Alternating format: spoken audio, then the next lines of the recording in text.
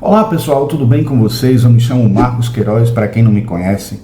Bom, dando continuidade de certa forma a um tributo a Divaldo Franco, ou uma homenagem a Divaldo Franco recentemente desencarnado, como o nosso canal aqui trabalha muito com questões sobre astrologia, tarô, psicologia junguiana, assuntos esotéricos de um modo geral, tanto dentro de uma abordagem mais espírita como também mais teosófica, a gente resolveu trazer aqui um tema que me lembrou uma época lá passada, quando eu estava curioso sobre astrologia, começando a estudar um pouquinho sobre astrologia e queria saber qual era a opinião de Divaldo sobre astrologia.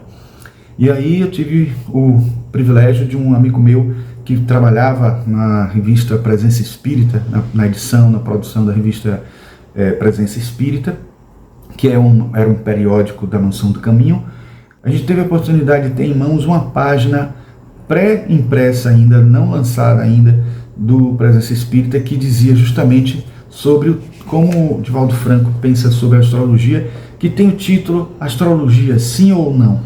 Então o que a gente pode dizer é que nesse texto a gente encontra a posição de Divaldo Franco na visão sobre a astrologia, como ele entende a astrologia, se isso é considerado algo válido dentro da perspectiva dos espíritos que falam para ele, que comentam com ele, que estão em contato com ele. Então o vídeo de hoje é sobre isso e nós vamos ler na íntegra esse texto em 2 páginas, de 2 colunas. A gente vai ler o texto e comentar com vocês sobre esse assunto. Então nesse nosso vídeo nós vamos falar exatamente sobre o que Divaldo Franco pensa sobre a astrologia, logo depois da nossa vinheta.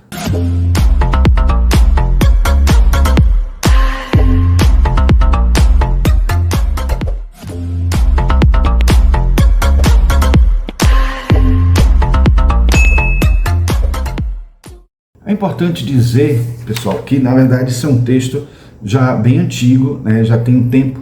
Pode ser que ao longo do tempo ele tenha colocado outras coisas, outras questões sobre astrologia, né, e a gente sabe que Allan Kardec tem uma posição sobre astrologia, que é o que ele até fala no texto. Richard Simonetti, que é um espírita também, com vários livros escritos, tem uma opinião específica sobre astrologia, que vocês vão ver aqui no texto. E Divaldo Franco tem a dele também.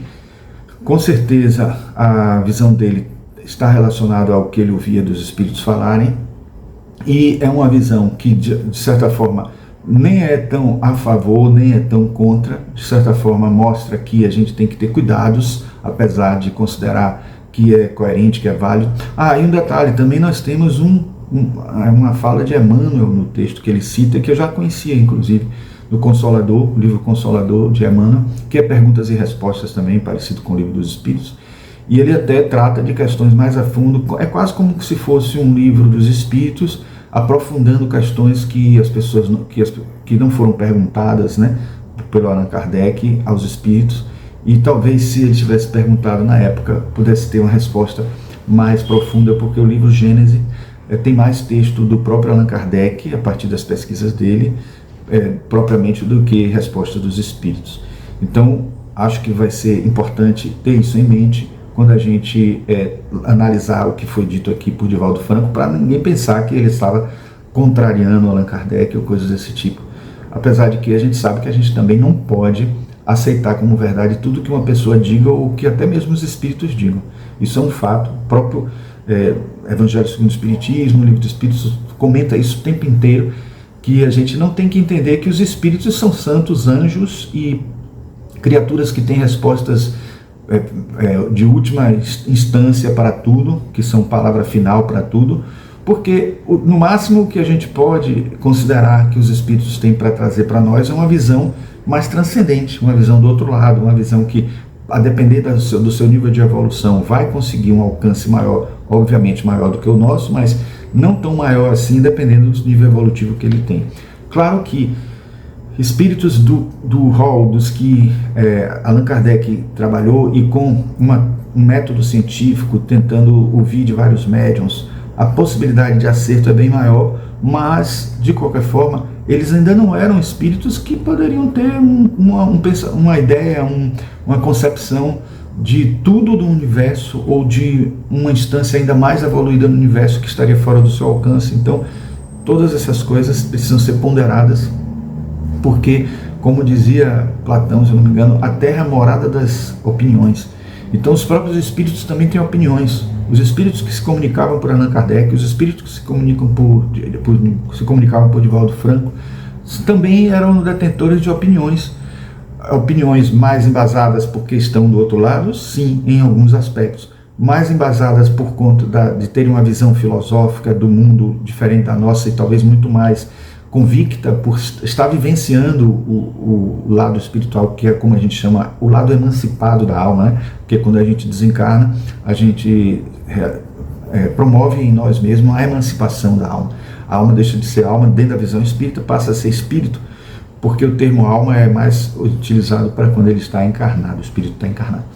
Então, sem mais delongas, vamos ler aqui o texto que a gente recebeu. Na verdade, eu não tenho nem a revista Presença Espírita em mãos. Na época eu até adquiri, mas não tenho guardado, porque eu guardei como uma relíquia o texto que vocês estão vendo aí, até eu mostrando para vocês a imagem deles, das duas páginas que eu tenho guardadas como se fossem relíquias. Se eu tivesse um museu aqui em casa, eu colocaria uma cúpula e guardaria eles.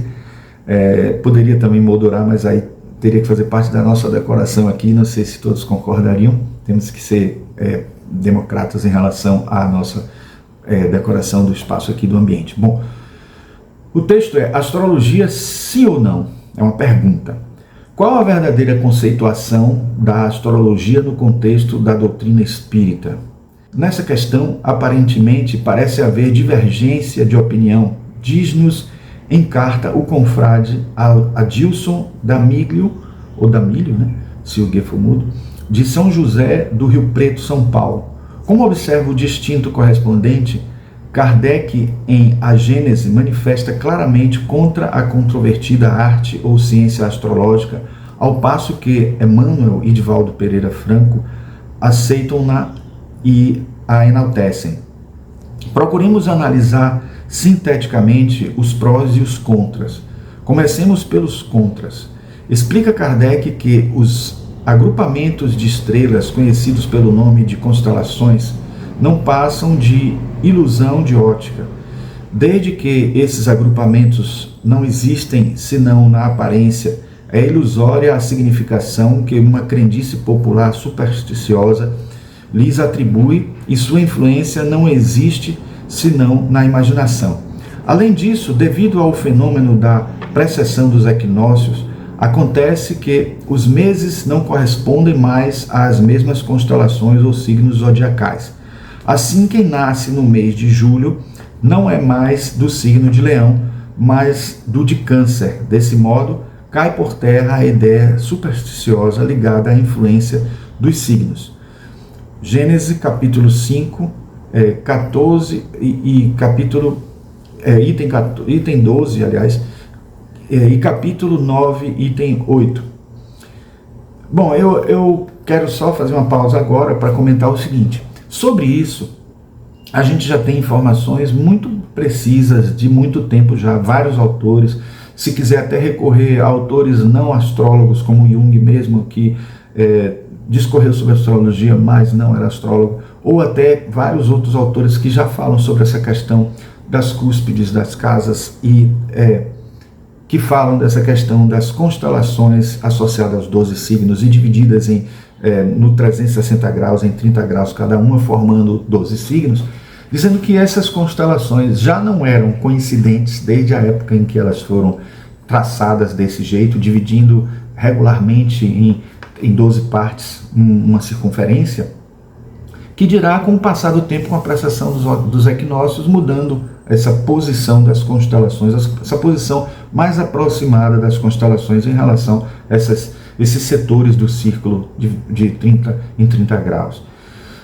Sobre isso, a gente pode dizer que realmente a astrologia começou com uma superstição, levando em conta que as constelações mais próximas, que eram observadas pelos astrólogos na época, que são os antigos astrônomos, eles faziam correspondências ao período de plantio, período com maior abundância, período de escassez, de necessidade de maior adubação, ou de período de melhor irrigar, de mais irrigar as plantas, etc. Faziam associações à agricultura, aí começavam a haver acontecimentos que ocorriam ligados a pessoas que nasciam numa determinada configuração, onde um planeta ou outro estava numa posição daquela, e eles sempre davam nomes a essas constelações em função dessas posições em que elas estavam. Com o passar do tempo, essas constelações não passaram mais a ser nem sequer proximamente localizadas nesses graus, nesses 30 graus de cada uma, mas como é algo que não se pode ter certeza sobre o que é que funciona, de como funciona, eles perceberam que continuava funcionando aquela divisão de 30 graus que eles adotaram desde o início, nas posições que eles, o que mostrava que o mais importante do que a posição das constelações, que deu nome a cada ponto desse, a cada signo desse, mais importante era a posição que estão aquelas divisões que já foram feitas originalmente, a divisão em 12 partes. É mais ou menos como se você tivesse um marcador, né, um piquete colocado em um terreno e depois tivesse feito um giro, mas o piquete está lá ainda porque ele está preso no ciclo de dentro, e você está vendo que mais importante do que aquelas constelações que deram nome aos pontos, aos signos, eles são mais importantes, essas divisões. Bom, isso aí, o astrólogo, qualquer astrólogo sabe, isso tem sido dito muitas vezes. Tem astrólogos que defendem a posição da astrologia sideral, outro a astrologia tropical. Quem defende a astrologia tropical pensa desse jeito que eu estou falando agora, mantendo as posições, independente das constelações mudarem. Os que usam a astrologia sideral vai mudar o signo da pessoa, vai considerar a pessoa com outro signo, e aí é a questão de ver para qual astrologia você segue. Eu considero a astrologia tropical como válida. Eu considero que essa sim, ela está presente como algo que funciona muito bem. Já fiz testes, já fiz experimentos, vou até fazer um vídeo aqui brevemente sobre isso, e vou fazer também uma série de vídeos que explica melhor detalhamentos sobre o funcionamento da astrologia, pegando autor por autor. Eu vou ver como é que um autor ensina astrologia, explica astrologia. Não que um autor explique uma astrologia diferente da outra, porque nós vamos trabalhar sempre com astrologia tropical e contemporânea.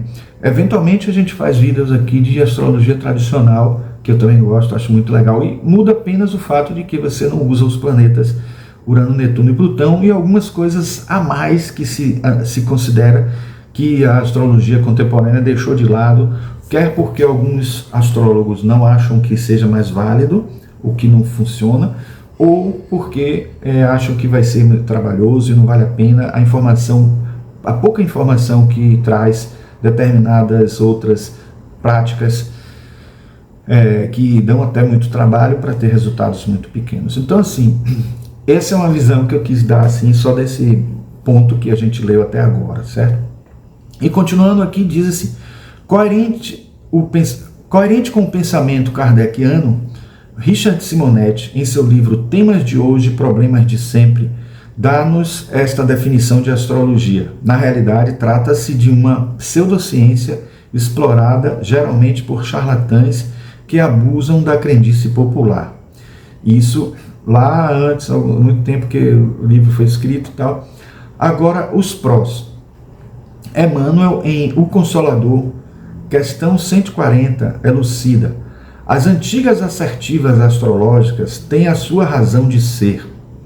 O campo magnético e as conjunções dos planetas influenciam no complexo celular do homem físico, em sua formação orgânica e em seu nascimento na Terra. Ele já está aí confirmando, de certa forma, a veracidade da astrologia de alguma maneira, né? Porém, a existência planetária é sinônimo de luta. Se as influências astrais não favorecem a determinadas criaturas, urge que estas lutem contra os elementos perturbadores, porque, acima de todas as verdades astrológicas, temos o Evangelho. E o Evangelho nos ensina que cada qual receberá por suas obras, achando-se cada homem sob as influências que merece. Essa fala dele é bem direta, bem interessante, e é algo que a gente vai ver Divaldo Franco colocar também como uma verdade, a partir talvez das experiências com os espíritos. Mas o que a gente pode dizer assim, que há muito tempo já existe uma máxima na astrologia que é assim: a astrologia inclina, mas não determina. Eu andei pesquisando para descobrir quem foi que falou isso pela primeira vez, mas não é fácil de descobrir isso, porque na verdade desde o Tetrabiblos, né, que foi escrito por Cláudio Ptolomeu, que é da antiguidade, esta informação existe, porque ele falava de muitas informações já de astrologia, talvez a Bíblia da astrologia clássica, mas ele já dizia que a gente não podia tomar isso como uma determinação profunda, porque as vontades das pessoas continuam sendo mais prevalecente em relação a os dados astrológicos, os dados astrais, certo? O próprio Tomás de Aquino mesmo, que também era adepto da astrologia, também coloca, com base até nas afirmações de Ptolomeu, mas também nas suas experiências com a astrologia, que nós temos um espírito, nós temos uma definição, uma escolha, um livre-arbítrio, e nesse livre-arbítrio, que era um tema muito forte de Tomás de Aquino, nós podemos decidir independente do que a astrologia tem para trazer. Por que que então a gente consulta a astrologia, já que nós temos um livre-arbítrio para decidir? Porque é como se, quando a gente tenta fugir de uma determinação, entre aspas, de uma declinação, de uma inclinação, de uma tendência que a astrologia traz, quando a gente tenta fugir disso, é como se a gente estivesse nadando contra a maré, ou tentando nadar rapidamente para a margem, para poder ter a margem como apoio, enfim, só uma alusão, uma analogia para poder a gente entender que existe sim uma tendência forte das energias que existiam no momento que a gente nasceu, não só isso, mas nas energias que vão acontecendo ao longo de cada dia, de cada ano, de cada mês, de cada ano, depois que a gente nasce, através dos trânsitos, e que se pode descobrir muita coisa com as progressões secundárias, com as evoluções solares, lunares, etc. Então, e os próprios trânsitos, né? Então isso tudo são coisas que a gente precisa sempre entender como tendências, da mesma forma que Jung chamava de tendências as tipologias. Uma pessoa ser pensamento, sensação, intuição ou sentimento, são tendências, não são uma coisa determinada, entende? Então é um pouco parecido com isso. E tem o lado psicológico, tem um lado tipológico, tem um lado biológico, tem um lado fisiológico, genético, etc., envolvido todo na nossa vida, que algumas coisas podem ser muito influenciadas, muito fortes. Eu nem gosto muito do termo influenciado, eu até prefiro mais o termo de sincronicidade, a vertente da sincronicidade, que diz assim, que da mesma forma que tudo que existe no universo está interligado, o psicológico, o físico estão também interligados, poderíamos dizer que quando a gente vê um fenômeno acontecer no céu e vê uma correspondência aqui, pela lei da correspondência, o princípio que a gente encontra no hermetismo, né, nas leis de Hermes Trismegisto, as 7 leis herméticas, que deu origem até à palavra hermetismo, no sentido de ser algo fechado, algo hermético, algo fechado, e também fechado a 7 chaves, é um termo que se usa inspirado nesses 7 princípios herméticos. O princípio da correspondência diz o que está em cima como o que está embaixo. Então, de alguma forma, isso aí é uma correspondência sincronística. A gente tem algo que está acontecendo lá e que está acontecendo aqui ao mesmo tempo, porque é a mesma energia naquele instante. E Jung até dizia assim, que o mesmo instante, aquele instante ali não se repete. É um pouco isso inspirado em Heráclito, que ele usava muito, né? Ele usava muito a filosofia de Heráclito, que dizia que a gente não pode se banhar em um mesmo rio 2 vezes, porque quando você se banha pela segunda vez já não são as mesmas águas. E aí, se a gente for entrar na física quântica, mais ainda, porque nem as mesmas partículas são, nem tudo mais que está à volta é a mesma coisa, porque o mundo é um eterno devir, que é um termo bem característico de Heráclito, é um vir a ser, é uma transformação constante, né? Então, essa sincronicidade faz com que a gente possa ler nos astros essa mesma energia que está acontecendo nesse instante aqui conosco. Então, por isso que a gente não tem uma influência dos astros, quando os astros estão lá com uma configuração e a gente encontra ela acontecendo aqui, alguma coisa acontecendo aqui a partir do que a gente lê nos astros. Simplesmente, assim como a gente consegue ler na íris, os iridólogos conseguem ler na íris, ou através da mão, ou através de reflexologia nos pés, fazendo terapia, que vão interferir no corpo todo, essas interrelações, essas correlações vão existir em muitas e muitas circunstâncias. E ao longo de séculos e séculos, os astrólogos descobriram que existe essa correlação lá em cima, testada de muitos anos. Imagine uma coisa que sobreviveu há tantos anos. Se fosse uma superstição de algo que não funcionasse, será que esse tempo todo as pessoas estariam utilizando? Aí você diz assim, esse argumento aí é um argumento que está delegando a outras pessoas essa decisão. Se eu tivesse só me baseando nesse argumento, talvez fosse verdade isso, mas eu estou me baseando nos experimentos que eu fiz e que eu considerei válidos. Se alguém fez e não considerou válido, se alguém não fez e já está negando, aí é outra história, porque realmente negar uma coisa sem ter tido experiência, sem ter verificado, sem ter confirmado de alguma forma, aí já é, para mim, uma postura assim, mais radical, dogmática, contrária a alguma coisa, assim como tem a postura dogmática a favor de alguma coisa. Bom, continuando aqui. Por seu turno, em viagens e entrevistas, questão 13, opina Divaldo Franco. Indubitavelmente, a astrologia é uma ciência de grande profundidade histórica, e sabemos que, de acordo com os mistérios que são reservados aos indivíduos na Terra, estes nascem dentro de determinadas conjunções de natureza astral. Ocorre, no entanto, que nós espíritas sabemos também que aquilo que induz o indivíduo na reencarnação são os seus atos pretéritos. De acordo com a vida que ele teve anteriormente, pode criar uma sintonia com determinada conjunção astral e reencarnar sob a inspiração daquele astro para realizar o seu mistério. Chama atenção que isso, inclusive, é praticamente uma confirmação também da astrologia kármica. Tem muita gente que considera, e corretamente, né, que a astrologia, não existe astrologia kármica porque toda astrologia é kármica. Se você está falando de alguma coisa que existe na pessoa hoje, algum acontecimento vivido pela pessoa nesse momento, é consequência do passado. Então eu lembro como se fosse hoje a nossa querida Iranê, da Sociedade Teosófica, falando isso, que a astróloga, ela falou para mim, né, que toda astrologia é kármica. Eu concordo com ela. É só que assim, existem alguns elementos que é considerado como conteúdo da astrologia kármica que ajuda a gente a definir melhor o que vem de outra encarnação, o que é algo que vem fruto de outra encarnação e que está se manifestando em nós de alguma maneira.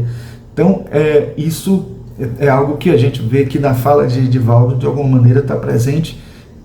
Os astros têm isso mostrando para a gente de alguma forma, porque a obra divina é incrível, a obra divina é bem complexa, e a gente conseguir perceber a ponta do iceberg, que é, de fato, a astrologia, a ponta do iceberg. Quem já leu Dani Rudyard falando sobre a dimensão galáctica da astrologia, vê que se a gente tivesse efeméride de qualquer corpo celeste, além do nosso sistema solar, esse também serviria como base para leituras astrológicas, e a gente criaria ábacos, a gente criaria instrumentais de definição, de descoberta, tanto que quando algum planeta novo, como o planetoide Quiron, foi descoberto nos anos 70, depois disso teve que se fazer uma observação contínua, constante, até retroativa, olhando a posição dele que estava anteriormente, para saber que influências, entre aspas, ele produz e que efeitos a gente pode ler nele, melhor dizendo, né, usando a epistemologia da sincronicidade, o que a gente pode ler quando ele está em determinada configuração, que linguagem ele traz para a gente, que informações ele traz sobre as energias que circulam no universo, a partir de quando ele foi detectado e foram feitas as efemérides dele. Bom, aí, continuando aqui, o texto diz, Ramatiz, em Mensagem do Astral, segunda edição, página 53, explana: examinai a tradição astrológica e verificareis que a astrologia sempre foi considerada uma ciência.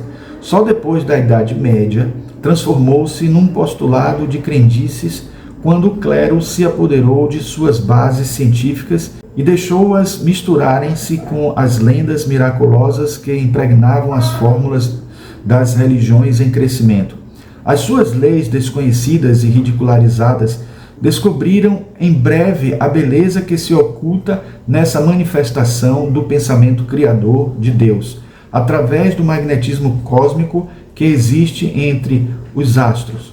A astrologia pode ser considerada, sem receios, o espírito da astronomia. Bom, eu sobre isso posso comentar assim, óbvio que existe também influência magnética, mas pense aí que se a gente utilizar as fases da Lua e as marés, que são influência magnética direta da Lua sobre a Terra, como uma forma de vamos dizer assim, usar como justificativa para a influência dos planetas sobre a Terra, a gente estaria só falando do lado físico, denso. A gente pode até dizer que como o Sol, mesmo estando distante, a força da energia radiante do Sol chega até a gente com tanta energia, tanto poder, né, que a gente sai de manhã num dia quente, esse Sol chega a queimar a gente fortemente, pode causar até dano se não souber como trabalhar isso, se não for colocar proteção ou coisas desse tipo. Então, assim, a Lua, que é o astro mais perto da Terra que nós temos, ela tem uma influência muito forte magnética, e como os dois, um está relacionado ao nosso self, ao nosso eu mais profundo, ao nosso ser espiritual, vamos dizer assim, ao nosso Atma, e a Lua relacionada à nossa emoção. Alguns consideram que um é mais razão, mente e tal, criatividade, etc. O outro, as emoções, os sentimentos, a relação mãe com a mãe, a grande mãe, etc. Um como se fosse o pai, o outro como se fosse o filho, que seriam os seres mais próximos quando a gente sai, quando a gente nasce. Quem são os que estão mais perto da gente? O pai e a mãe. E são aqueles que a gente identifica como pessoas que vão cuidar da gente, que estão mais diretamente ligados a gente. Esses têm uma influência física direta, mas a influência sutil é por outras esferas mais etéricas do plano físico, do plano astral, do plano mental, enfim, de todos os planos sutis que podem estar atuando sobre a gente. Então, eu diria que não é uma influência, talvez poderíamos até usar por um discurso, né, dentro de uma continuidade linguística na hora que a gente estiver falando. É admissível falar de influência, porque se você diz assim que quando você joga uma coisa para cima e cai, a gente diz que é a influência da gravidade, mas seria mais ou menos a mesma coisa de a gente dizer que é a influência dos planetas, porque é uma lei. Se você jogar qualquer coisa em qualquer lugar do planeta, jogar para cima, ele vai cair. E a influência da gravidade vai estar sendo exercida em todos os cantos, em todas as pessoas, por todas as situações.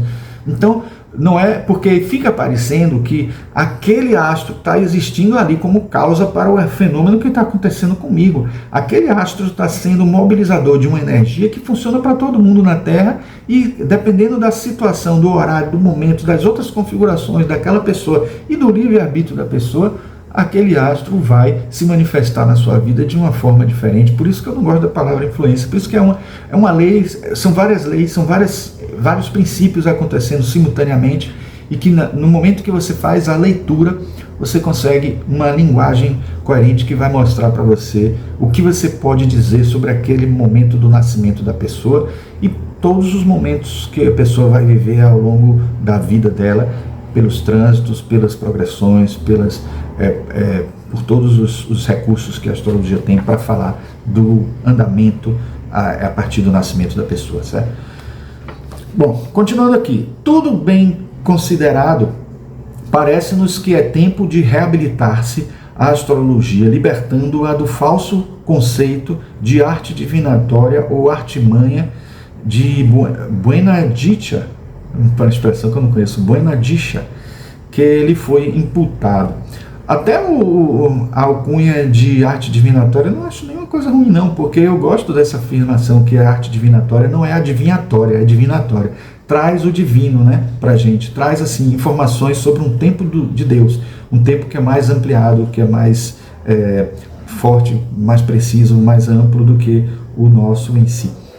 Bom, releva notar que Ao condená-la, Kardec nada mais fez do que emitir a sua opinião pessoal, e ele jamais se considerou infalível e dono da verdade. Olha só, isso é um livro na revista Presença Espírita, é uma afirmação, felizmente, Divaldo e os autores, o autor do livro, que nem se identifica aqui, na verdade, não tem a visão de Kardec como uma palavra final. Ele mesmo defendia isso, dizia que a gente não tinha que considerar isso.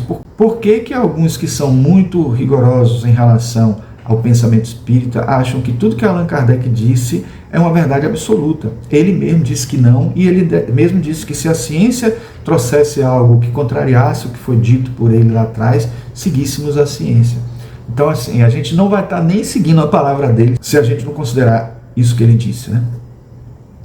Acreditamos que, assim como a Lua exerce forte influência sobre o fluxo e o refluxo das marés, o desenvolvimento das plantas e sobre certas condições patológicas, também os demais corpos celestes, com seu magnetismo, podem influenciar e efetivamente influenciam coisas e criaturas. Já dizia Paracelso que qualquer corpo bruto, animal ou planta era sede de um espírito emanado dos astros, espírito que presidia a sua formação, sob cuja influência estaria eternamente.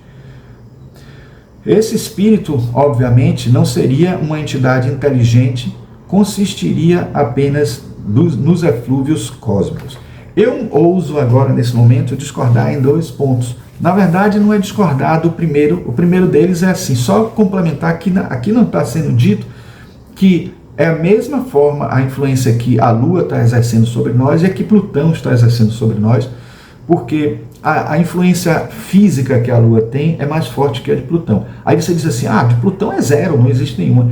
Quem estuda um pouquinho de física quântica sabe que existe uma coisa chamada emaranhamento quântico, que existe uma coisa que se chama quantização das forças, das energias, que se, por exemplo, a gente considerar algo que já foi confirmado pela ciência hoje, a existência de gravitons, que são as partículas que transmitem a gravidade, né, dentro da filosofia da quântica, dentro da filosofia quântica da gravidade. Então os gravitons, ele tem uma atuação infinita.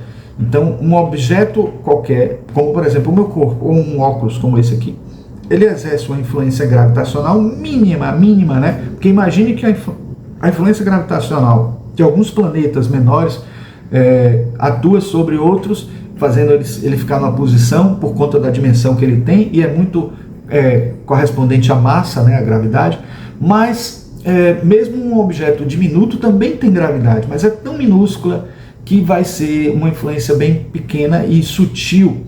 Então, o que eu estou querendo dizer, em outras palavras, é que todos os objetos que existem no universo emitem gravitação para todos os outros. Todos os objetos se atraem numa dx tão pequeno, né, por causa dos gravitons que estão circulando entre eles, que a gente tem tudo influenciando tudo.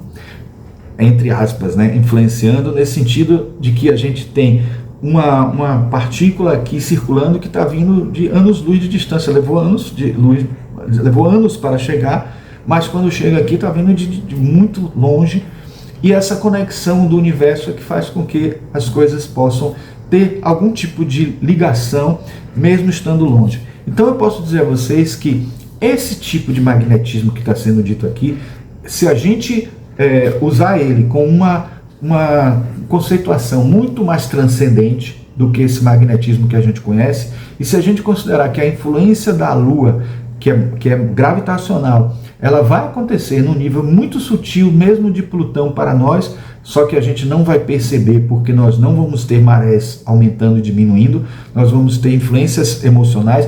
E curiosamente é importante dizer para vocês que quando a maré está alta, a Lua está cheia, a gente também fica mais emocional. Existem muitos exemplos de situações, até eu já tive um feedback de pessoas que trabalham em hospitais, principalmente esses hospitais de emergência. Aqui em Salvador tem um chamado Hospital Geral. Esse hospital, nesse período de lua cheia, tem muito mais gente, muitos acontecimentos brotam mais, porque as pessoas estão muito mais assim, emotivas, então agressividades, coisas que são bem agressivas que acabam parando lá no hospital, são muito mais constantes, mais frequentes nesse período. As pessoas ficam mais nervosas, até a menstruação também é algo que pesa quando acontece nesse período. Enfim, tudo isso são coisas que mostram a influência forte, perceptível, que a Lua tem, mas muitas outras influências vão acontecer, entre aspas, sempre influências entre aspas, né? Sempre acontecimentos que vão estar, digamos assim, sob a égide, sob a regência de alguma coisa, alguma energia que está acontecendo e que você sintoniza. Por isso que não é também influência, porque você pode não sintonizar e não ser nem influenciado. Então, de alguma forma, é preciso entender o sistema que explica tudo isso, né? Então, se a gente sabe que até as coisas mais físicas são influências ou são correspondentes a uma lei, a um princípio que está ali morejando entre nós e atuando sobre nós de alguma maneira, então a gente sabe também que os sutis vão acontecer, e não vão acontecer só no âmbito físico, vão acontecer no âmbito emocional, no âmbito mental, no âmbito até intuicional e espiritual, certo? Agora, há outro ponto de discordância aqui que eu coloco, é porque está sendo dito que esses espíritos, essas entidades, esses seres que podem estar comandando são seres inteligentes, mas não, quer dizer, que não são seres inteligentes. Eu diria para vocês que são justamente essas hierarquias, esses seres celestiais, esses seres que fogem à nossa compreensão, que até o Espiritismo fala, chama de engenheiros siderais, né? Ou arquitetos siderais, que eu até prefiro por ser arquiteto, né? Mas assim, eles são seres inteligentes, sim, sutis, e que estão ali com a função de fazer essas energias acontecerem, fluírem. Ele não vai atuar diretamente assim, ó, fulano está com o Marte em Áries, então aquele momento de raiva dele eu vou insuflar para ele ficar com raiva também. Esses seres mais evoluídos não vão fazer isso, obviamente que não. Eles são os responsáveis para a manutenção, para a energia que estava no momento que a pessoa nasceu e que a pessoa acaba tendo mais fortemente na sua aura, elas garantam esse equilíbrio, porque essa energia da agressividade é a mesma energia que impulsiona a gente para fazer as coisas. A energia de Áries é que faz a gente ter iniciativa para fazer as coisas. Se ela é deturpada, exacerbada, exagerada em algumas pessoas, é por conta do livre-arbítrio dela, por conta de um efeito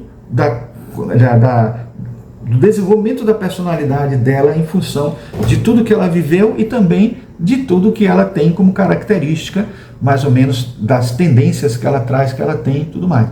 Então, é preciso que a gente entenda que essas entidades, elas não são as entidades malévolas que vão estar lá. Por exemplo, se você tiver um elemental que queira insuflar essa energia, porque os elementais eles não têm uma ética para dizer assim, fazem coisa do bem ou coisa do mal. Eles se alimentam das energias, eles transmitem as energias, eles fazem a função dele. Gente, isso tudo é como se fosse a tecnologia divina. A tecnologia divina não usa fios, não usa motores, não usa válvulas, não usa transistores, não usa placa-mãe, coisas desse tipo. Usa tudo isso que eu estou falando. Usa seres que são quase incompreensíveis à nossa capacidade de percepção do universo. Então é por isso que a gente tem que entender que esses seres são inteligentes, sim, e eu diria a vocês que até uma partícula de matéria é inteligente, tem uma inteligência, um princípio inteligente elementar que está ali, né, atuando sobre ela. Bom, então, continuando aqui, se os signos do zodíaco são fictícios, como mostra Kardec, todavia os astros são reais, e reais são suas conjunções, que naturalmente se reajustam à variação de tempo oriunda da precessão dos equinócios, mesmo porque a lei de Deus é perfeita e harmoniosa, e tudo se encadeia no universo do microcosmo ao macrocosmo.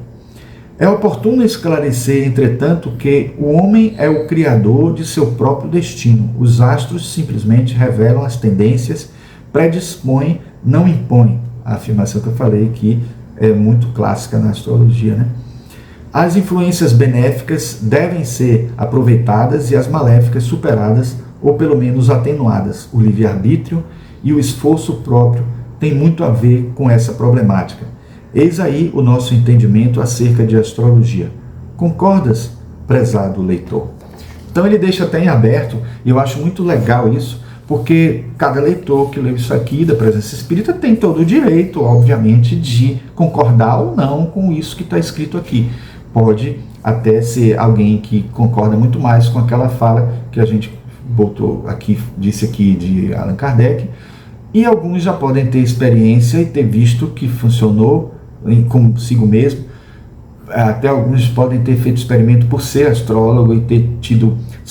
Os astrólogos são aqueles que mais podem dar depoimento sobre isso, porque tem clientes, e esses clientes vão mostrar a gama de exemplos de situações, não só que confirmam o que a gente já sabe pelos manuais de astrologia, como também eles são até aqueles que vão alimentar esses manuais, porque vão ter novas experiências, cada um deles com os seus clientes, com suas experiências feitas até com mapas que fazem das famílias e tal. E é curioso que quando a gente faz não só mapa astral, porque a astrologia não é feita só de mapa astral, pode ter sinastrias, mapas compostos, pode ter revoluções solares, existe astrocartografia, que eu estou já para botar um vídeo aqui há muito tempo, e ainda estou preciosista, não quis ainda lançar como está, estou querendo elaborar mais. Mas assim, tem que trabalhar a astrologia no espaço, no ambiente, nas direções, as influências do que a gente tem indo para o norte, indo para o sul, indo para o leste, etc. Morando em um determinado lugar e não em outro, no país, no mundo, usando linhas magnéticas que tem no nosso planeta, enfim. Então assim, a astrologia tem uma gama de possibilidades tão grande e todas elas testadas. Pensem aí que se fosse algo que não passasse pelo teste há tanto tempo, como já seria algo aos pouquinhos abandonado. Ela passou um bom tempo no ostracismo e até dizem alguns que, eu acredito sim, porque eu tenho lido muito sobre isso aí, até aqui, Helena Blavatsky foi uma das que motivou o reestudo, né? O estudo novamente, inclusive o próprio Jung diz que ele resolveu estudar por conta da influência de Helena Blavatsky e que ele também viu que tinha uns fundamentos incríveis e de que poderiam ser trabalhados como a psicologia da antiguidade e tal.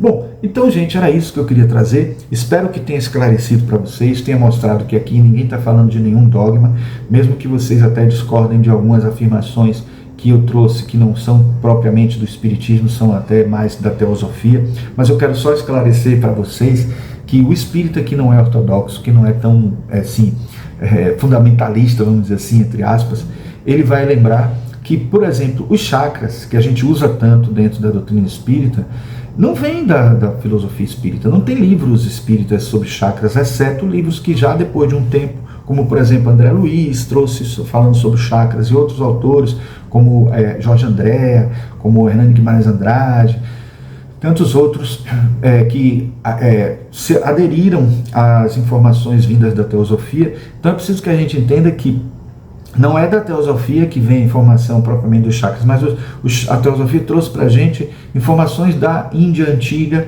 né, do budismo, do hinduísmo e de outras religiões antigas, né, que trazem informações bem interessantes, bem importantes para serem agregadas a nós.